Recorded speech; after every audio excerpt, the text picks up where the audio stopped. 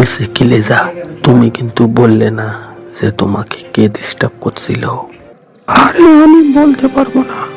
ঠিক আছে, ঠিক তোমাকে একদিন বলে দেব। তুমি এত চিন্তা কেন করছো?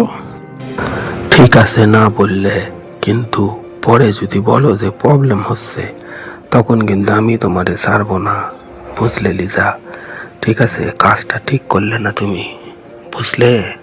আচ্ছা ঠিক আছে, যখন সমস্যা হবে আমি তখন তোমাকে ঠিক বলবো। বুঝতে পেরেছো? এখন তো কোনো সমস্যা নেই। বাস। সত্যি বলছি বন্ধু, আমার মন মেজাজ একদম ভালো নাই। কালকে আমি লিজার কাছে জিজ্ঞাসা করলাম, কিন্তু ও কখনোই আমারে বললো না যে নামটা কি, কি জানি কি সব প্রবলেম। তাই মনের মধ্যে ভাল লাগতেছে না রে বন্ধু, কি করা যায় বলতো একটু? ও তাই, বুঝলাম। মানে ও এখন তোকে বলবে না, বুঝলি? সময় আছে, কিছু সময় লাগবে, তারপর ও তোকে বলবে। দেখ, একটু ধৈর্য ধর, অবশ্যই একদিন না একদিন তোকে ঠিক বলবে। আচ্ছা ঠিক আছে, তার মানে তুই বলতে চাইছস যে ওর কাছ থেকে একটু বুদ্ধি করে শুনতে হবে। ঠিক আছে, দেখা যাক ও কবে বলে আর কখন বলে, সে অপেক্ষায় থাকবো।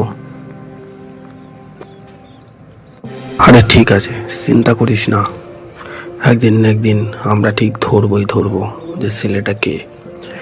এত চাপ নিলে পরে মাথায় অনেক প্রেশার পড়বে, বুঝলি? এত চিন্তা করিস না, ঠিক আছে? বিন্দাস থাক। আরে এত টেনশন নিলে হয় নাকি? লিজা তোরই থাকবে, ভাবিস না তো। কি ব্যাপার লিজা, শুনলাম আমার বিষয়ে অনেক কিছু বলে কথাবার্তা হচ্ছে। কি কথাবার্তা হচ্ছে? আমি কি তোমাকে ডিস্টার্ব করি তাই? হ্যাঁ, তুমি পারলে বলে দিতে পারো, কোনো ব্যাপার না। ঠিক আছে, তোমার যে বয়ফ্রেন্ড আছে আমি জানতাম না। যদি জানতাম না আমি তোমাকে কখনোই ডিস্টার্ব করতাম না, বুঝলে? আরে না না, আমি কি বলবো?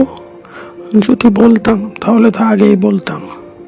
আমি বলবো না তোমার নাম, তুমি এত ভয় পাচ্ছ কেন? আমি আছি, তাই না? দূর ছাড়ো তো, ওকে আমার একদম ভালো লাগে না। তাই আমি আজ তোমার কাছে এসেছি দুটো কথা বলার জন্য। ঠিক আছে, কি বলবে বলো তাহলে, শুনি।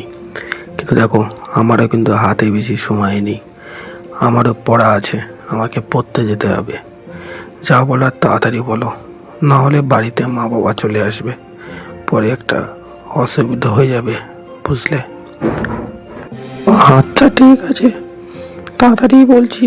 কিন্তু হ্যাঁ, আজকে আমি তাড়াতাড়ি চলে যাব, কিন্তু অন্য কোনো দিন আমরা অন্য কোথাও দেখা করে নেব, ঠিক আছে? সত্যি তোমায় খুব ভালো লাগে, তাই বাস আজ এই পর্যন্তই থাক, পরে আবার কথা হবে।